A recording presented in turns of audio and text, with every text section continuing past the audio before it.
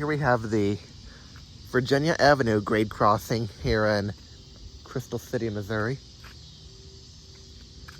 And I hear a train horn, but that's probably over in Illinois. First signal, we got a Modern Industries cantilever. We got Harman 12 by 24 inch lights with dial-light ball LEDs. Then we have overhead lights are more Harman 12 by 24 inch lights with dial-light ball LEDs.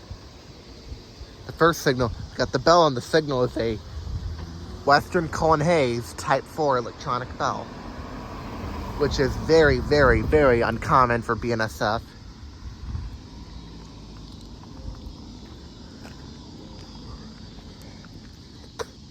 Grade here is all concrete. Track view facing towards St. Louis. Track view facing south towards Memphis, Tennessee. There's no cars coming, so here's the second signal. On the mast lights, we have 4 pairs of Harman 12 by 24 inch lights with dial-light ball LEDs. Modern Industries cantilever.